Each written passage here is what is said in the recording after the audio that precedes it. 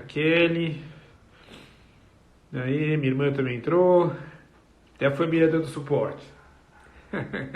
Tá bom, então falaram aqui a imagem e o som, tá bom? Tá bom, vou começar me apresentando, gente.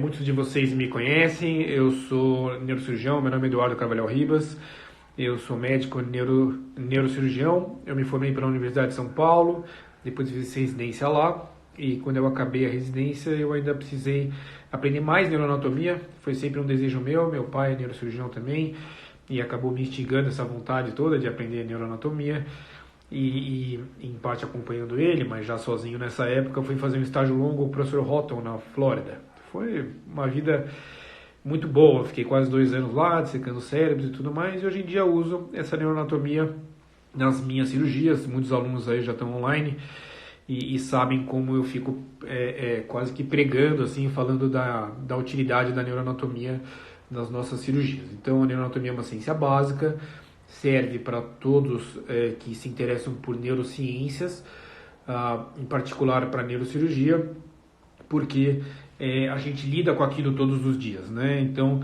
a gente está em contato com o cérebro, tem que entender toda as questões da arquitetura complexa que o cérebro tem. Hoje em dia me sinto muito mais confiante em operar porque tenho bastante base aí na neuroanatomia. A ideia de fazer essas aulas é porque eu já fazia. Hola Julio, Julio eres de México, tiene dissecciones muy bonitas. Como está? Que tal? Então, mas já a ideia de fazer essas aulas aqui online justamente é pela quarentena. Eu costumo dar muitas aulas, muitos alunos meus estão aí online.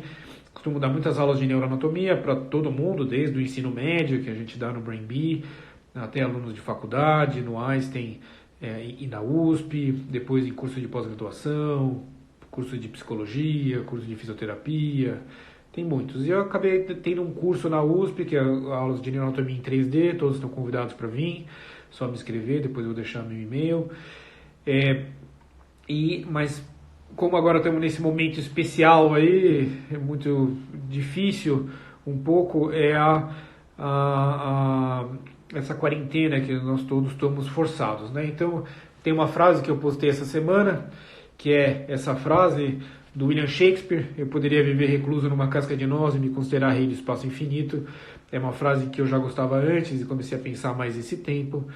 É uma frase que fala exatamente isso, que mesmo recluso dentro de nós mesmos, nós podemos ser infinitos, né? Então ela foi feita, essa frase, durante toda uma discussão de como era o universo, se o universo era finito ou não. Já tinha sido trocado de uma ideia geocêntrica para heliocêntrica, mas depois o Giordano Bruno veio e abriu o espaço, né? O espaço era entendido como finito e ele abriu para o espaço infinito. Mas isso funciona para essa nossa época agora. Vamos se focar que mesmo preso dentro de nós mesmos, nós podemos ser reis do espaço infinito. Olá a todos, hoje vamos falar sobre a história da neuroanatomia. Quem descobriu o cérebro? Quem teve o primeiro contato com esse órgão que nos diferencia dos outros animais? Talvez os egípcios tenham sido a primeira civilização a ter um contato mais rotineiro com o cérebro. Aqui uma ilustração das cerimônias de mumificação, onde o cérebro era extraído do compartimento intracraniano através de um acesso realizado através do osso esfenoidal pela cavidade nasal. Interessante que esse acesso atualmente é utilizado na prática neurocirúrgica para abordar lesões localizadas na célula túrcica, como adenoma de hipófise. Só que os egípcios não davam muita atenção ao cérebro. O cérebro era como se fosse um órgão de segunda classe, descrito aqui como a medula óssea do crânio e um papiro antigo. E nessas cerimônias de mumificação, o cérebro era extraído se utilizando diversos instrumentos, alguns de bambu, outros de metal.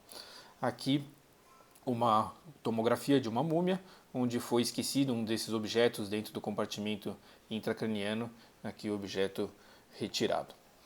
Isto por quê? Porque na antiguidade reinava uma visão cardiocêntrica. O coração era visto como o órgão mais importante. O coração era a origem da alma, a origem da personalidade, a origem das ideias. era o coração que diferenciava as pessoas entre si. E o cérebro era, como eu disse, um órgão de segunda classe, sempre sendo descrito de uma maneira breve, talvez como circunvoluções ou uma organização intestinal, como se não tivesse uma organização propriamente dita, uma organização aleatória. Aqui, por exemplo, os primeiros anatomistas, Herófilos e Erasístratos, que durante a antiguidade tiveram uma permissão da igreja para dissecar corpos humanos. A gente lembra que a igreja sempre foi contra essa prática na antiguidade, mas esses personagens tiveram uma certa permissão e descreveram partes do corpo humano, incluindo do sistema nervoso também. Então aqui palavras antigas, neurônio, retina, córneo, canal facial. Alguns alunos me perguntam de onde vêm esses nomes, por que a gente não muda esses nomes. Esses são nomes antigos que pertencem à literatura médica e à cultura médica e nomes que não vão ser alterados. Alguns nomes aqui têm mais de 2.000 anos. O que mudou ao longo do tempo foi para que são usados cada nome. Antigamente ele trazia um certo conceito, hoje em dia às vezes o mesmo nome traz um outro conceito, então sempre que é lido um trabalho de anatomia, aqui de neuroanatomia antigo, se tem que lembrar qual era o conceito dentro daquele nome. Mas são nomes antigos e nomes que são usados até atualmente. A visão cardiocêntrica começou a ser trocada por uma visão cerebrocêntrica, aí principalmente com a figura de Galeno. Galeno era um anatomista, mas que não tinha essa permissão de dissecar corpos humanos, então ele dissecava outros animais, outros mamíferos. E aqui ele percebeu que na base do cérebro desses mamíferos existe uma rede maravilhosa de vasos, uma rede bastante desenvolvida de vasos nas mediações da célula túrcica, sistema porto-hipofisário e tudo tal, e ele chamou isso aí de uma rede maravilhosa. É aí que o sangue é convertido em líquor, ele é filtrado e convertido no líquor, o líquido céfalo-raquidiano, que banha todo o sistema nervoso central. E devido a essa filtragem do líquor, ele deu atenção a esse líquido e chamou ele de pneuma psíquico. Seria como se agora ele entendesse que o intelecto, a personalidade, a razão viesse desse líquido. Então, os próximos anatomistas, tendo atenção nesse novo entendimento, descreveram muito bem as cavidades ventriculares, que são por onde esses líquidos são majoritariamente produzidos e por onde eles correm até serem absorvidos, mas ainda sem dar muita atenção à superfície do cérebro em si. Até o grande Leonardo da Vinci teve atenção às cavidades licóricas, fez diversos desenhos, até modelos de cera, mas sem dar grande atenção à organização do cérebro propriamente dito. Na Renascença, encontramos o Andrés Vesalius, o pai da anatomia. Ele, no século XVI, fez essa obra imensa que chama de Humani Corporis Fabrica, descrevendo o corpo humano inteiro, a macroscopia do corpo humano inteiro, mas ainda trazendo ilustrações do cérebro sem uma organização propriamente dita, uma organização aleatória, sem dar atenção à organização que existe entre os diferentes cérebros entre si. Essa atenção à superfície do cérebro começou por diversos autores, mas um autor que se destaca é o Thomas Willis. O Thomas Willis era um inglês de Cambridge e ele tinha um colega de Cambridge que era o Christopher Wren. O Christopher Wren é um grande arquiteto do passado da Inglaterra que fez vários prédios importantes, principalmente em Londres, e eles eram colegas. Então ele teve a oportunidade de o Thomas Willis teve a oportunidade de ter o seu livro ilustrado pelo Christopher Wren. Então, um super arquiteto fazendo ilustrações muito bonitas do seu livro. E o Thomas Willis ele estudava anatomia comparada. A anatomia comparada é quando se compara a anatomia dos diversos animais entre si, principalmente dos mamíferos entre si. E o que ele percebeu é que quanto mais inteligente o mamífero é, mais trabalhada é a sua superfície do cérebro, mais sulcos e giros tem esse cérebro. Então, agora a atenção veio para a superfície do cérebro. Ele trouxe essa ideia de que a inteligência seria um fruto da superfície do cérebro. E por que o cérebro tem essa superfície bastante particular, como se ele fosse dobrado sobre si mesmo? Porque a formação do cérebro durante a sua embriologia tem uma série de dobramentos do cérebro sobre si mesmo. Então, o sistema nervoso. Primariamente ele é oriundo, né, da ectoderme, que se invagina, faz o tubo neural, e esse tubo neural depois ele se dilata, fazendo as vesículas. Então esse tubo neural tem um espaço dentro dele, tá, e uma casquinha em volta dele. O espaço dentro dele, que seria o lúmen desse tubo neural, vai dar origem às cavidades ventriculares e o canal central da medula, que vai abrigar esse líquido céfalo-raquidiano. Já a casquinha do tubo neural vai dar origem ao parênquima encefálico em si. E o parênquima encefálico em si ele vai se dobrando sobre si mesmo durante a embriologia. Enquanto o feto vai se formando, o cérebro vai se dobrando sobre si mesmo. Isso faz com que a superfície do cérebro seja muito grande. É dito que a maioria da superfície do cérebro não está exatamente em sua superfície, mas sim soterrado dentro dos sulcos e das fissuras. Isso por quê? Porque é na superfície do cérebro onde os corpos neuronais estão abrigados. Então a única forma de se aumentar o número de neurônios é se aumentar a superfície. Mas uma outra forma de aumentar a superfície sem se aumentar o volume do cérebro em si é fazendo com que essa estrutura se dobre sobre si mesma. Assim o cérebro consegue ter uma superfície bastante avantajada, mas ainda compacta dentro de um volume pequeno. Existe uma teoria que chama teoria da recapitulação, uma teoria muito bonita, que tem os seus buracos entre si, mas é uma teoria interessante que diz que a embriogênese copia a filogênese.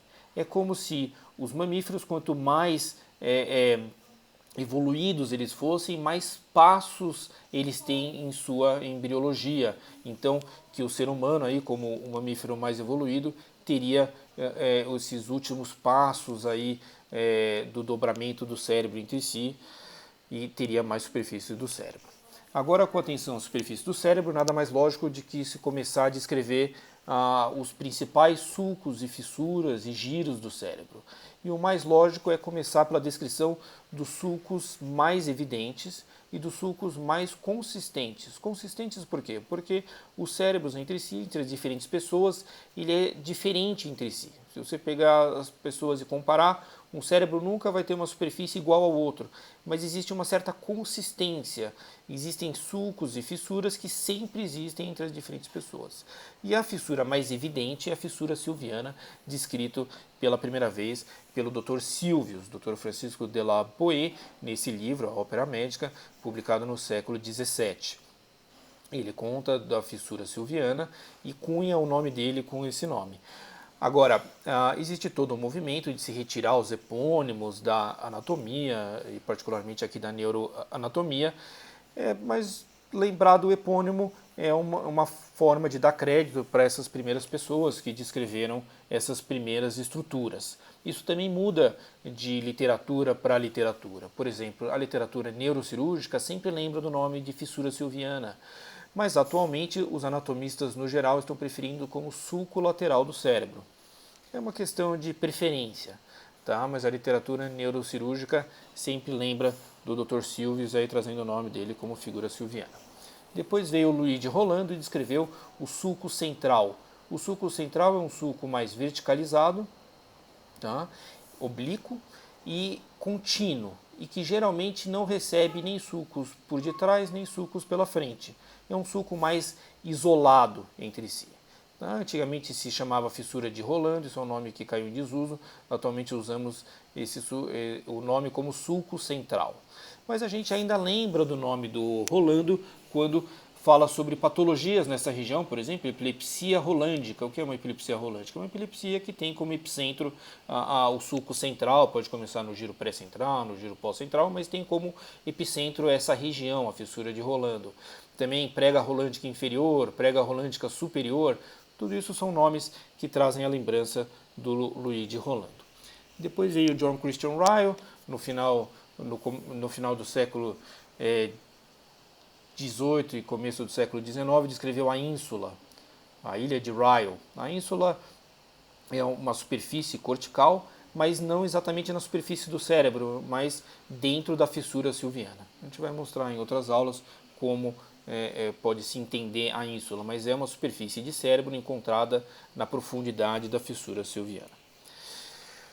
Franz Gall foi um personagem bastante controverso, um anatomista também, que descreveu a teoria da frenologia. A frenologia é uma teoria localizacionista, uma teoria funcional do cérebro, onde se acreditava que cada parte do cérebro é responsável por uma determinada função. Essa teoria não é mais aceita, mas para descrever a sua teoria, o Franz Gall teve que estudar muito da neuroanatomia para poder comparar as pessoas entre si. E nesse caminho todo para dar mais base para a sua teoria, ele entendeu bastante da simetria, da organização básica da superfície do cérebro e contribuiu muito com o seu entendimento também para o entendimento das fibras, as fibras brancas subcorticais que conectam as diferentes regiões do cérebro entre si. Louis-Pierre Graciolet, um neuroanatomista francês muito conhecido, ele talvez foi a primeira pessoa que entendeu o cérebro como um todo, como a superfície do cérebro muito bem organizada. Ele trouxe essa ideia de separar o cérebro em lobos. É uma ideia didática, não existe uma diferença entre os lobos entre si. O cérebro é um real contínuo, os giros eles se continuam entre si. Eles não se acabam, eles se continuam como se fosse um real contínuo. Mas ele trouxe essa ideia de dividir o cérebro em seus lobos, trazendo o nome dos ossos do crânio. Então, embaixo do osso frontal teria o lobo frontal, embaixo do parietal, lobo parietal, embaixo do osso temporal, lobo temporal e occipital, occipital. E os lobos seriam conectados entre si por pregas de passagem, pli de passage, connection arms, seriam essas conexões que estariam conectando anatomicamente os lobos entre si. Lembramos que nessa época não se conhecia a função de cada lobo, a função de cada giro, era uma teoria puramente anatômica, esse conhecimento do cérebro. Tá? E a partir do momento que se conhece mais a superfície do cérebro, não se usa mais os ossos do crânio para dividir o cérebro nos seus respectivos lobos, mas agora se começa a usar parâmetros cerebrais, parâmetros da superfície do cérebro para se dividir o cérebro nos seus respectivos lobos. Tá? Isso foi uma história que foi mudando ao longo do tempo e William Turner foi o primeiro a usar o sulco central como a divisão do lobo frontal e parietal. Ninguém é dono da verdade, isso é uma história que foi se alterando ao longo dos anos, mas a maioria das escolas atualmente usaria um padrão de divisão do cérebro em lobos parecido com esse. Nós temos divididos pelo sulco central à frente o lobo frontal e atrás o lobo parietal. Depois, pela fissura silviana, vai dividir para cima o lobo frontal e parietal do lobo temporal que fica inferiormente à fissura silviana. Depois se traça uma linha imaginária da fissura parieto-occipital, que é uma fissura mais evidente na superfície medial do cérebro, até a incisura pré-occipital. A incisura pré-occipital é uma lombadinha que tem entre o lobo temporal e o lobo occipital, e é um bom nome porque é pré-occipital, porque vem logo à frente do lobo occipital. E se traça uma linha. O que estaria atrás dessa linha seria o lobo occipital, e o que estaria para frente dessa linha seria o lobo parietal e o lobo temporal. Então o cérebro teria 4 lobos cerebrais, lobo frontal, parietal, temporal e occipital, e na profundidade da fissura silviana um quinto lobo cerebral, que é a ínsula. Tá? E a ínsula coberta por um opérculo. Opérculo em latim quer dizer cortina. Então existe um opérculo frontal, um opérculo parietal e um opérculo temporal que recobre essa ilha de córtex, que recobre a ínsula. Pois Paul Broca, também um neuroanatomista francês, descreveu em área da palavra falada, a gente vai comentar isso mais para frente, mais a região de Broca, mas ele também estudava bastante a anatomia e os pontos craniométricos. O que são pontos craniométricos? Pontos craniométricos são locais onde as principais suturas do crânio se encontram e ali estabelecem um ponto. O Paul Broca usava mais esses pontos para comparar os diferentes hominídeos entre si, né? Então os nossos ancestrais, os outros primatas, comparar quem tem o osso frontal maior, quem tem o osso parietal maior.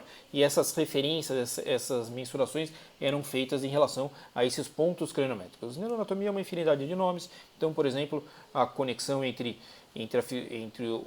a sutura sagital com a sutura coronária, bregma, entre a sutura coronária, sutura escamosa, sutura frontoesfenoidal, onde tem esse H, pterium, tudo uma infinidade de nomes. Mas ele trouxe essa ideia de pontos craniométricos. Atualmente esses pontos craniométricos eles são utilizados como pontos chaves craniosulcais, pontos onde podemos entender o posicionamento das nossas craniotomias, um trabalho que o nosso grupo faz, e a gente acaba entendendo a superfície do cérebro em relação ao crânio, e assim podemos fazer cirurgias mais precisas e o posicionamento da craniotomia ser uma coisa mais efetiva. Tá? Esses pontos cranianos se relacionam com a superfície do cérebro, e da superfície do cérebro também se relacionam com a profundidade, com estruturas subcorticais, com estruturas profundas, e eles podem ser usados muitas vezes como corredores de acesso cirúrgicos para essas estruturas. Tá? Paul Broca também descreveu o lobo límbico. O lobo límbico seria um lobo ao redor, à margem de, abraçando um bloco central de estruturas que é particularmente composto pelo tálamo. O tálamo é a principal estrutura do diencéfalo. Ele trouxe essa ideia do lobo límbico, que estaria abraçando esse bloco central de estruturas.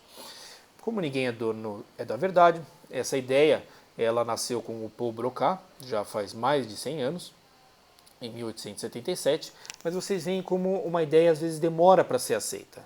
A nômina anatômica, atualmente chamada de terminologia anatômica, ela se reúne de tempos em tempos e declara quais nomes podem ser mais utilizados ou menos utilizados na anatomia.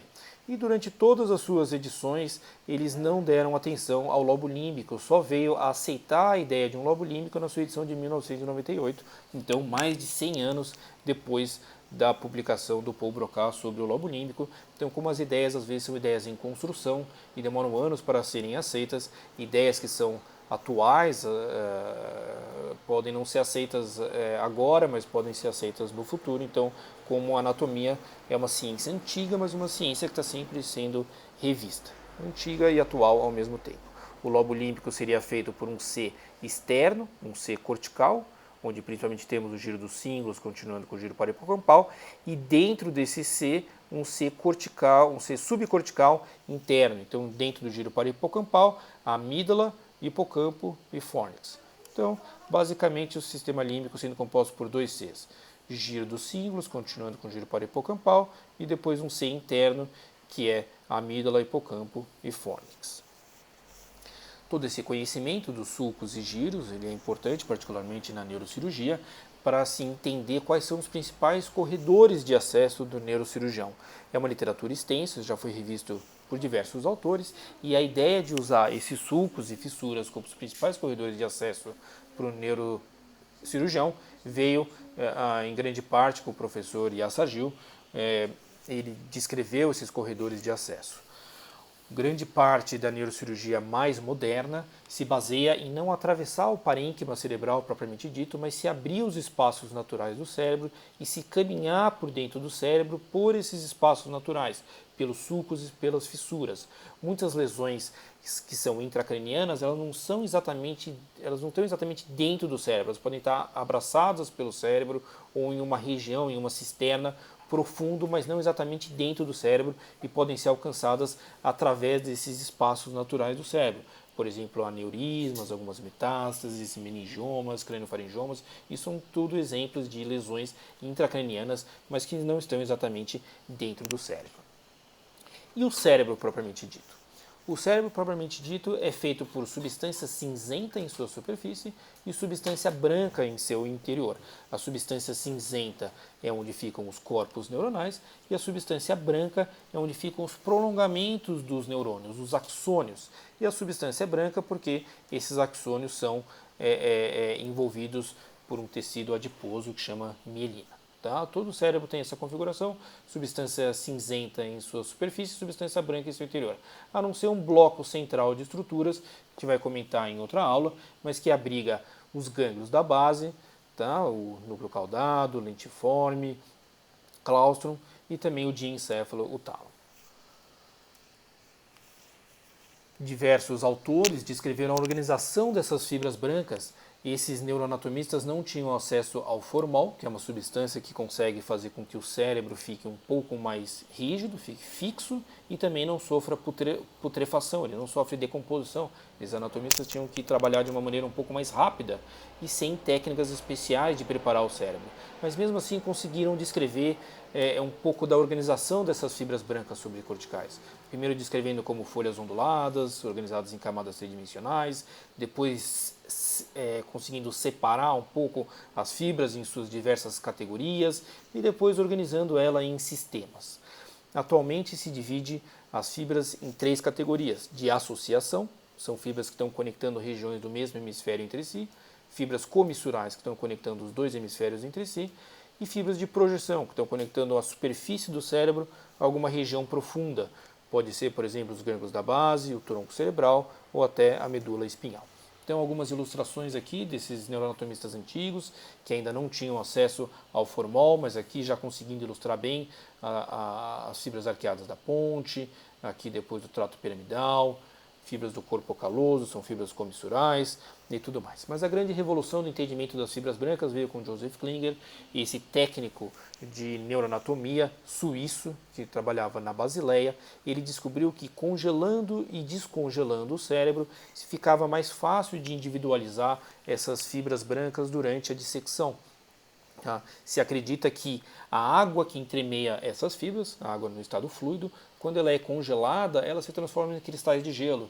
E os cristais de gelo ocupam mais espaço do que a água fluida.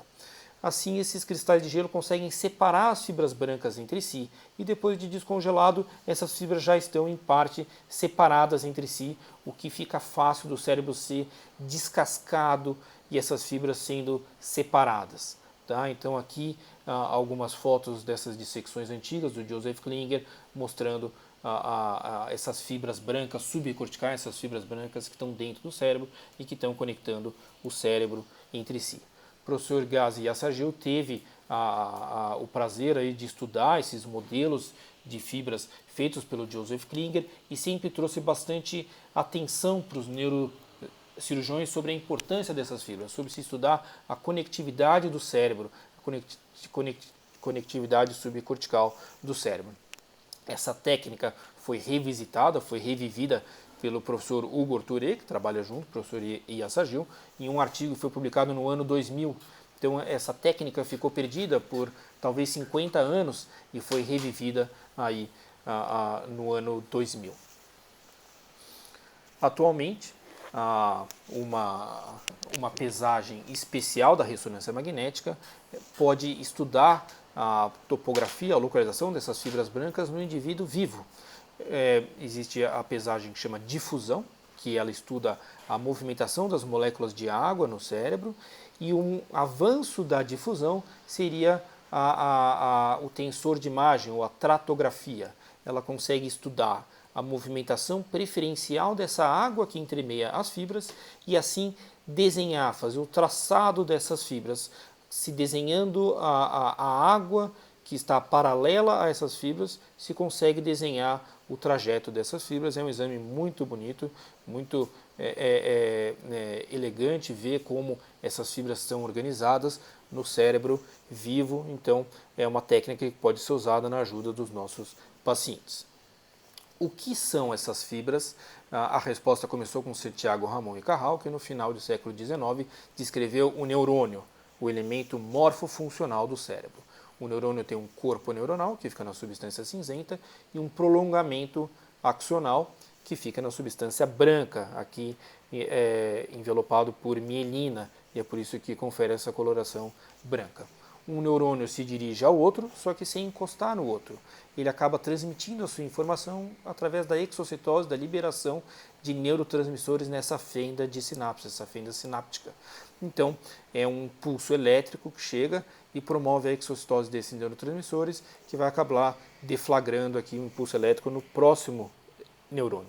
Como são diversos neurônios interconectados, isso faz uma rede bastante desenvolvida de neurônios entre si, uma rede que está conectando o cérebro entre si.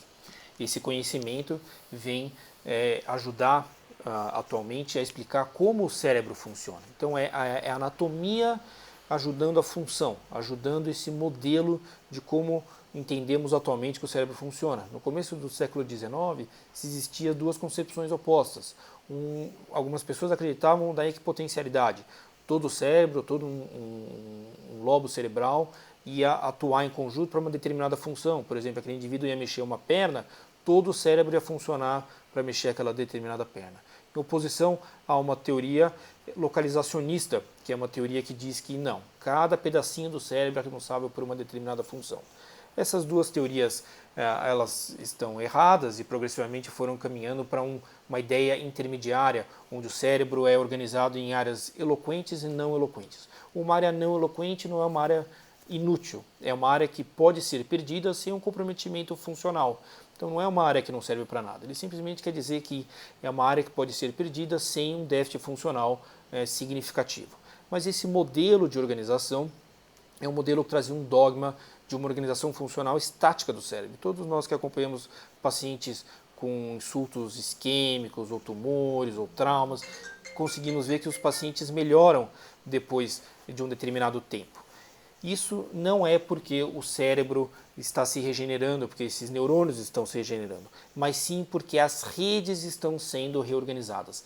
Redes que não estavam sendo usadas antes começam a ser usadas depois, muito em função do tempo, mas também com a ajuda toda da reabilitação neurológica, psicológica, fisioterápica, papel da terapia ocupacional e tudo mais, tá? Fono, físio, TO. Todos os profissionais que ajudam na reabilitação. Essas redes, então, trazem para nós um modelo conectivista do cérebro, como se o cérebro fosse conectado entre si.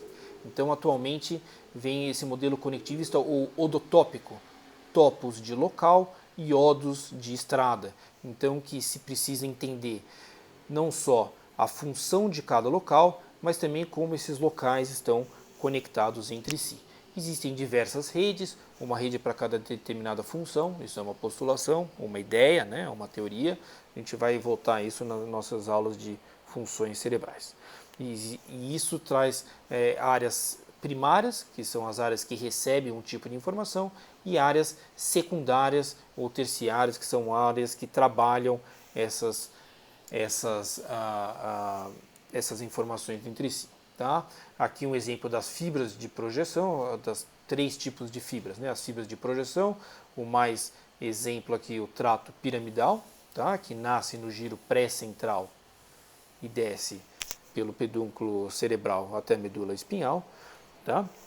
As fibras comissurais, onde o maior exemplo em nós é o corpo caloso, o principal feixe de fibras comissurais, está atravessando de um lado para o outro. E as fibras de associação, que são essas fibras que estão interconectando regiões do mesmo hemisfério entre si. Tá? É a anatomia ajudando a explicar os modelos funcionais. Então, a linguagem foi descrita por Paul Broca como tendo uma área de Broca à frente, a área da palavra falada, da expressão da linguagem. Depois a área de Wernicke, descrita mais atrás, é a área da compreensão da linguagem. E depois um fascículo de fibras conectando essas duas regiões, o fascículo arqueado, atualmente visto como parte do fascículo longitudinal superior. E como essas teorias estão sempre mudando, atualmente se advoga uma via ventral também da linguagem, uma via da semântica da linguagem, com processos semânticos da linguagem, onde o principal componente seria um outro feixe de fibras que chama fascículo fronto-occipital inferior. Então é a história da anatomia, o conhecimento da anatomia, dando suporte a novos modelos de como o cérebro funciona. Né? Aqui então seria essa via dorsal, feita pelo o fascículo arqueado, que é a porção mais direta do fascículo longitudinal superior, e a via ventral, feito a maior parte pelo IFOF, pelo fascículo fronto-occipital inferior.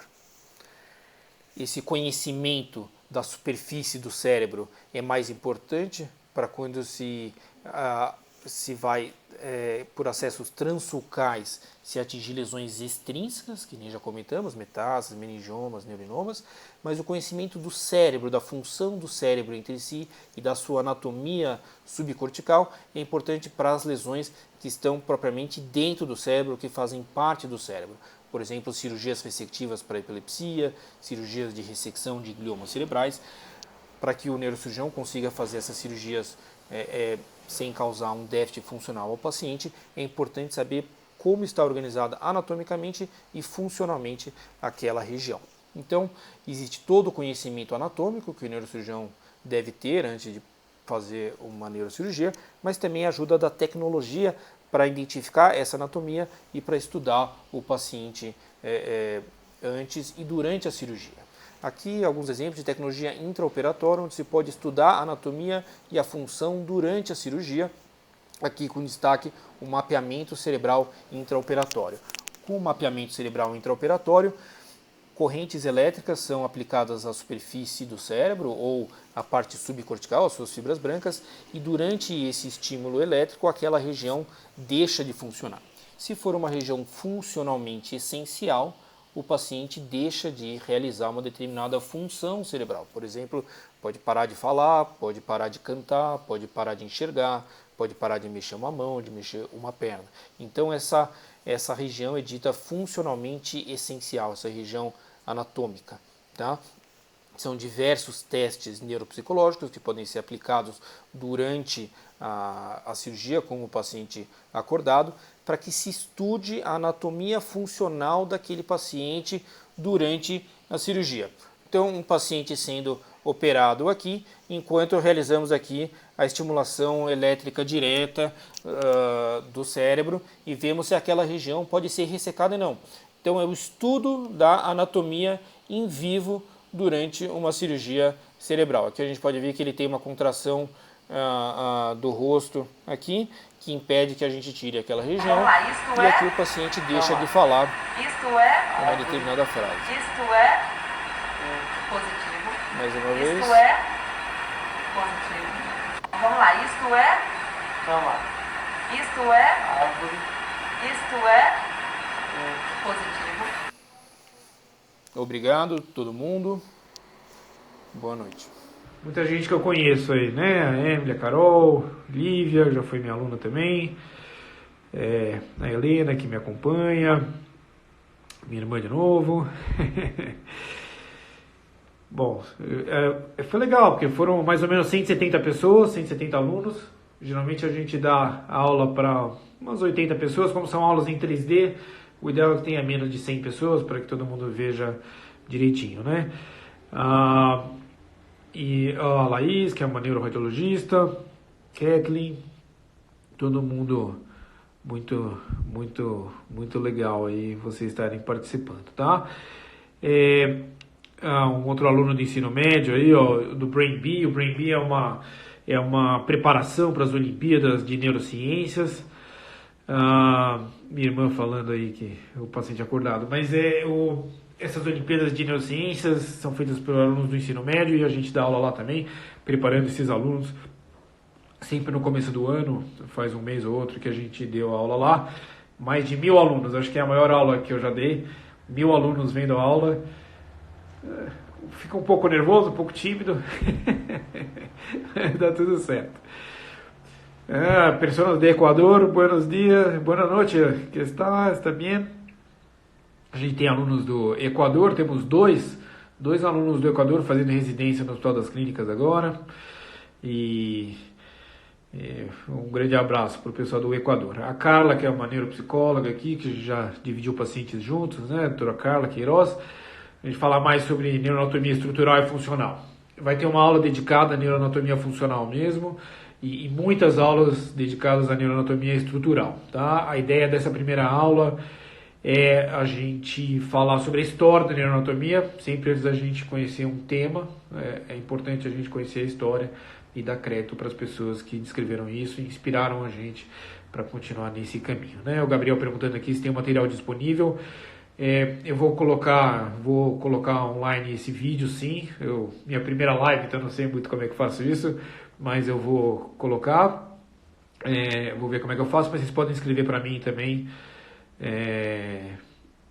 pedindo. Algum livro que reúne a história da neuroanatomia, eu vou procurar, Lívia, não sei exatamente.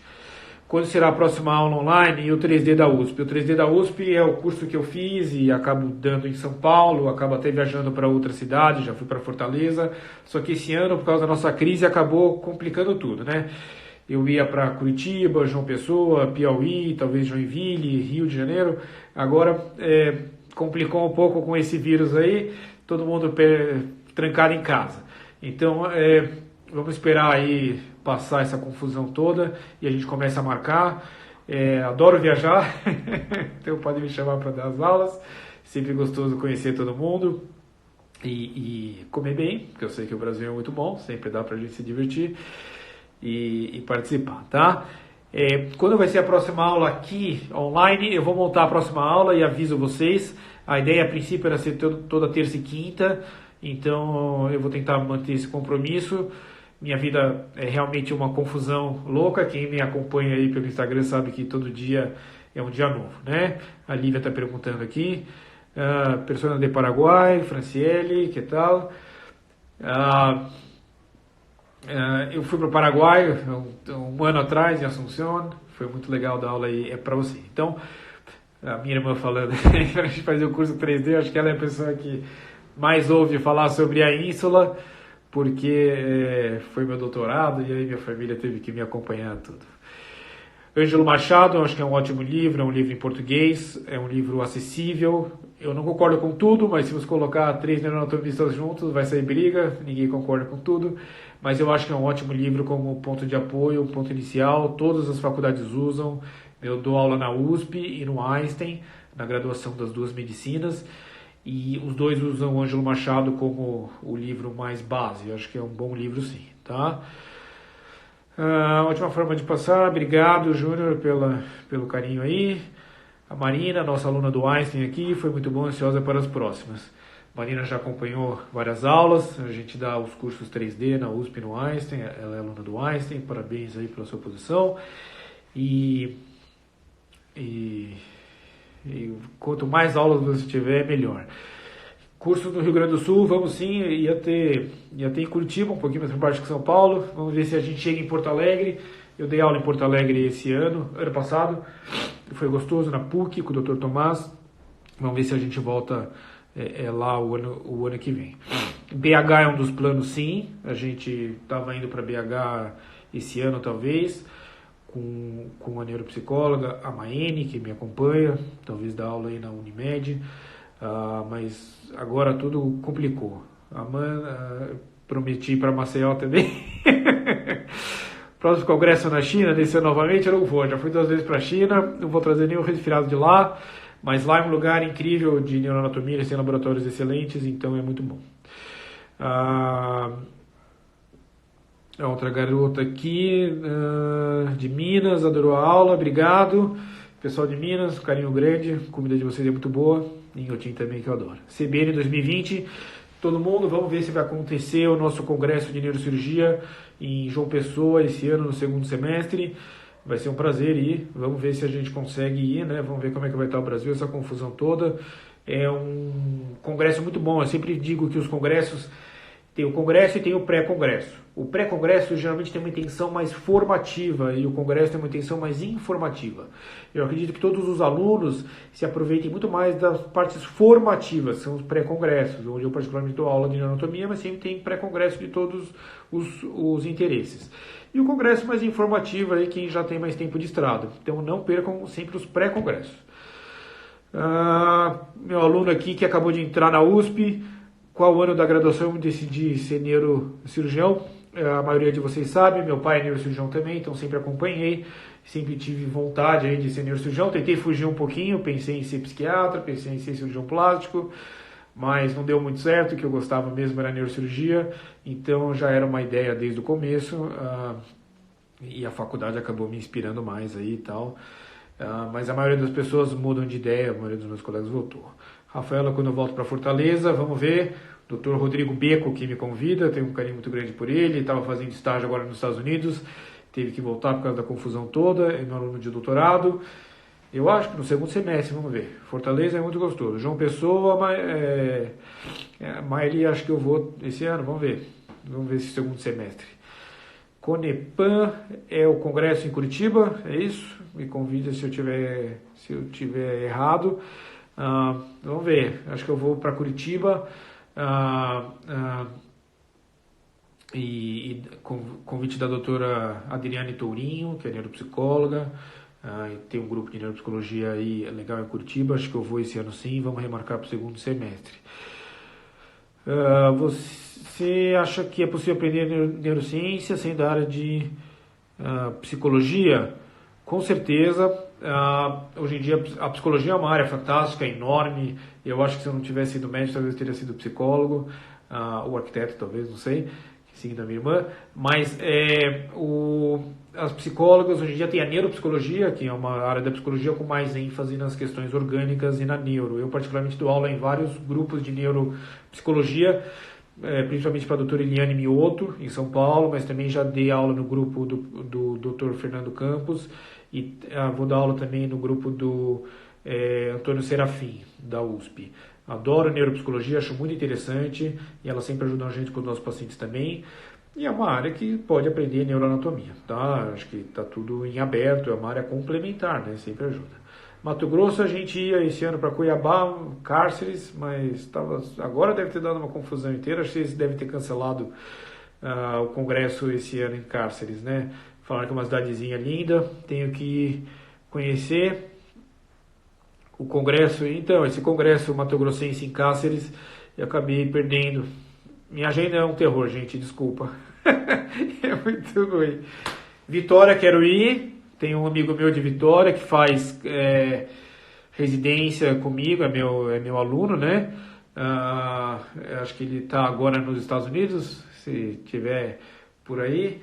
Um grande abraço, vamos ver como é que está os Estados Unidos, essa loucura toda aí, mas acho que vamos para Vitória sim, adoraria conhecer, não conheço ainda. É isso aí, Bianca. Não sei de onde é essa bandeirinha. Não sei se é Paraguai, quizá. Não conosco, não sei. Pero, muy bien, Bianca. Néter é o melhor atlas para neuroanatomia. Adoro Néter, as figuras são excelentes, Lucas. O Néter era um neuroanatomista, morava na Flórida, em Palm Beach. Era um cirurgião que acabou virando um anatomista. E as figuras dele são incríveis, são muito boas e muito didáticas, como você consegue em uma imagem condensar muita informação. Então, todo pedacinho da informação do Néter tem uma informação. Esse é o trabalho do neuroanatomista, pegar uma imagem e tentar juntar toda aquela informação em uma imagem só. São muito bonitas e eu adoro o Néter. Acho que é um ponto inicial para todo mundo. Em algumas aulas eu uso figuras do Néter, acho muito boas, tá? Minha linha de pesquisa dentro da neuroanatomia, eu gosto de fibras brancas e gosto do Central Core, eu vou dar uma aula sobre isso, é um conceito do bloco central de estruturas, adoro. E as fibras brancas, particularmente eu gosto de operar os pacientes acordados, e as fibras brancas têm essa questão do funcionamento do cérebro ser explicado pelas conexões do cérebro. E a posição dessas fibras e tudo mais, isso me traz conhecimento que eu posso usar na minha prática, na neurocirurgia, no meu dia a dia. A neuroanatomia, ela serve para várias pessoas, pode servir para um veterinário, para entender a diferença entre os animais. Para mim, serve como planejar a minha cirurgia, como ver o planejamento, a estratégia, como vai ser feita a cirurgia. Então, eu gosto de estudar as fibras brancas, particularmente para mim é mais interessante. Sei que aqui tem neuroradiologistas, temos linhas de pesquisas para fazer, doutora Laís, não vou esquecer de você. E vamos para São José do Rio Preto também, tá? Sobota também é muito bom, era meu livro de cabeceira durante a minha faculdade, já faz uns 18 anos. Ganhei um Sobota uma vez, eu participei de um concurso aí, ganhei um Sobota, é um livro excelente, adoro. Eu particularmente preferia mais livros atlas do que livros texto, acho que cada um tem um jeito de aprender melhor e tal. Como foi meu estudo na época da prova de residência? Todo mundo fica perguntando, né? Eu fiz USP, me preparei bastante durante o internato, mas a gente tinha um gap entre acabar o internato e ter a prova de residência de 3 semanas. Nessas 3 semanas a gente se internou na casa de um amigo nosso, tipo um Big Brother, estudava 18 horas por dia, sem brincadeira, cada um tinha uma mesa enorme, um monte de livro, 5 caras trancados numa casa, Big Brother. e a gente tinha toda uma rotina de estudar e fazer perguntas um para o outro. Eu acredito que essa seja uma forma interessante de estudar. Todos os 5 entraram na residência e são muito felizes hoje. Eu acho que é uma dica aí, tá? Sou residente multi, neurologia legal. Gosto de ver as equipes se especializando em neuro. Eu vejo enfermeiras especializando em neuro, físio se especializando em neuro, fono especializando em neuro. Isso é muito importante, as neuropsicólogas. Isso é muito importante porque ajuda a gente a melhorar a vida dos pacientes. A gente tem muita... o Brasil talvez tem muito foco nos médicos, mas a verdade é que não são os médicos que fazem o trabalho. Toda a equipe multi é tão importante quanto, todo mundo é importante, e o paciente não melhora se não tiver a equipe multi participando também, tá? Participar em cirurgias do paciente acordado às vezes é um pouco confuso. O paciente está acordado, a gente tem que ter grupos pequenos. Me escreve, vamos ver, a gente sempre convida pessoas para ser São Paulo.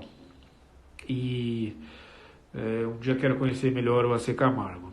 Podia falar neurocirurgia do campo da neurocirurgia funcional. Neurocirurgia funcional, a gente vai ter uma última aula sobre isso. É legal. Vou explicar melhor nessa aula. Parabéns pela fono aqui. A Carla, que está fazendo pós em neurociência na Unifesp. A Unifesp é uma faculdade incrível. Tenho muitos amigos lá, particularmente o professor Sérgio Cavalheiro, professor Feres, Samuel Zimberg. Gosto muito do pessoal de lá. Fica lá que é um lugar excelente e tudo mais. A Carla falando, é uma orquestra, o neurocirurgião é o regente, mas quem faz o trabalho muitas vezes são os outros, né? A gente está lá só tentando dar uma de maestro e coordenando. O papel da neuropsicologia é incrível. Eu não conhecia muito isso durante a minha formação, é uma área que está em ascensão. E com certeza temos que oferecer isso para os nossos pacientes, mais neuropsicologia. Gosto, sou super fã e tenho linhas de pesquisa, e a Carla é uma das pessoas que a gente confia e trabalha com ela também. Tá? O educador físico também ligado a essa área. Realmente eu não tenho tanto proximidade dos educadores físicos, só que todo mundo está nessa para ajudar, e com certeza todo mundo é uma equipe multi grande, né? Eu participo lá do Einstein, tem um centro de reabilitação excelente, muito bom. Acredito que nas suas cidades deveriam ser desenvolvidos mais centros de reabilitação. Tudo é possível, a gente tem pessoas boas em todos os lugares do Brasil. Espero que com essas aulas eu possa ajudar um pouquinho, principalmente quem mora longe. Muitas pessoas me escrevem falando, não posso ir para São Paulo, moro longe, não tenho tempo, não tenho que ajudar minha mãe. E vamos ver se com essas aulas fica mais acessível a todo mundo, né? Vida de um neurocirurgião, tenho vontade de fazer neurocirurgia. A carga horária da residência realmente é assustadora, mas é uma aventura e é uma delícia fazer o que você gosta. Se é o que você realmente gosta, não se preocupa com isso, mergulha de cabeça mesmo. Mas é um sofrimento. Até quem tem casca grossa sofre um pouco, tá?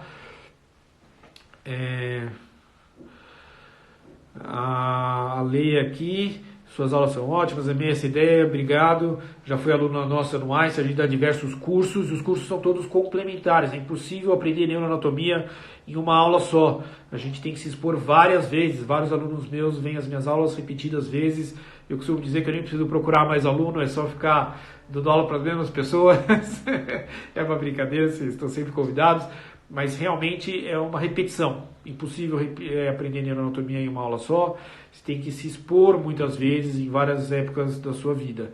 Eu mesmo, tendo toda essa história na neuroanatomia e dedicação, quando eu vou em um congresso eu vejo as mesmas aulas dos meus colegas de neuroanatomia.